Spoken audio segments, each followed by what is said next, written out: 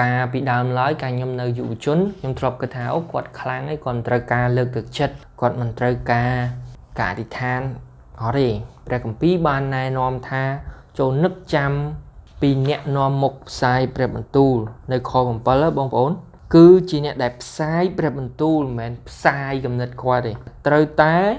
ត្រាប់តាមសេចក្តីជំនឿរបស់អ្នកនោះ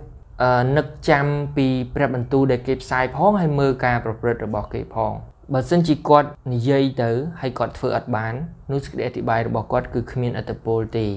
អធិប្បាយរបស់គាត់កំពុងតែបង្ហាញថាគាត់កុហកខ្លួនឯងនៅពេលដែលបងប្អូនស្ដាប់អ្នកណាម្នាក់អធិប្បាយសូមមើលពីជីវិតរបស់គេដែរខ្ញុំដែរបាទ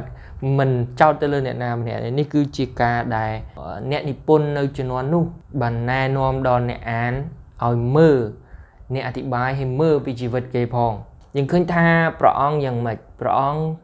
គឺនៅតែដដែលម្សិលមិញថ្ងៃនេះនឹងអស់កលជានិច្ចនៅក្នុងខ8បងប្អូនគឺថា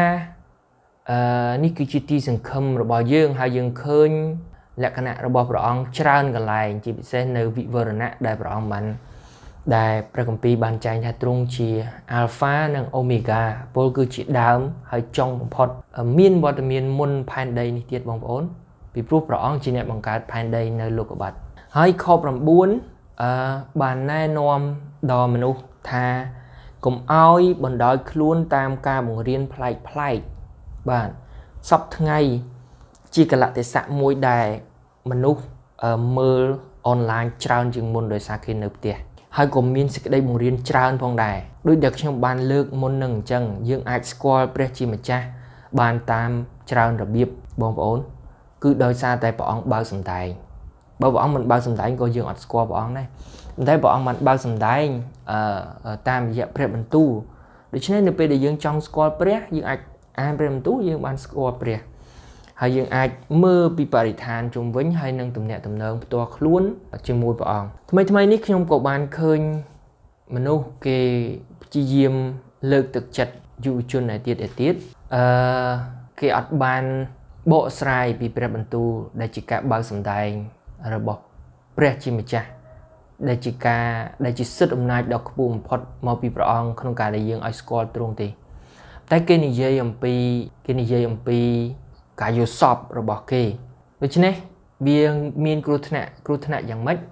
នៅពេលដែលយើងចង់ស្គាល់ព្រះប៉ុន្តែយើងអត់មើលព្រះគម្ពីរហើយយើងពឹងផ្អែកអ្វីផ្សេងក្រៅពីព្រះគម្ពីរមានគ្រោះថ្នាក់ពីព្រោះមនុស្សអាចនឹងឈប់ផ្ដល់សិទ្ធិអំណាចដល់ព្រះគម្ពីរហើយមនុស្សអាចនឹងចេះតែសម័យហើយនិយាយស្អីផ្ដេស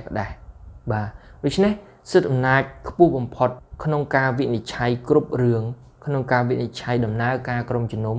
គឺយើងមើលព្រះគម្ពីរ66កាលនេះដូច្នេះគុំបណ្ដោយខ9បានណែនាំអ្នកនិពន្ធនៅជំនាន់នោះ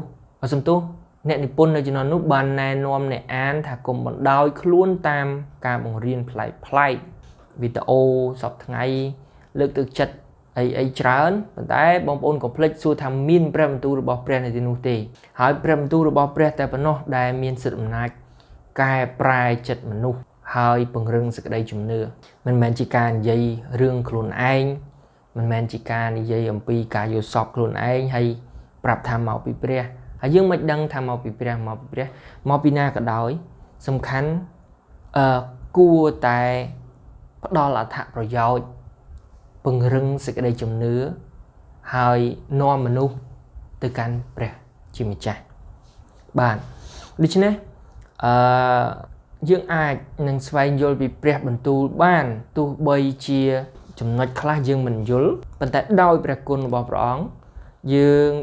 អាចស្វែងយល់ព្រះបន្ទូលរបស់ព្រះអង្គបាននៅផ្ទះរៀងខ្លួនឬក៏ដូចតាមរយៈគ្រូអធិប្បាយនៅក្រុមជំនុំអីចឹងគឺថាព្រះនឹងផ្ដល់ព្រះគុណមកយើងជាប្រាជ្ញាចូលសូមនឹងព្រះអង្គនឹងផ្ដល់ឲ្យបើសិនបើយើងស្ដាប់តែគ្រូអធិប្បាយមិនផ្ទៀងផ្ទាត់ទៅនឹងព្រះគម្ពីរអាចនឹងត្រូវគេបោក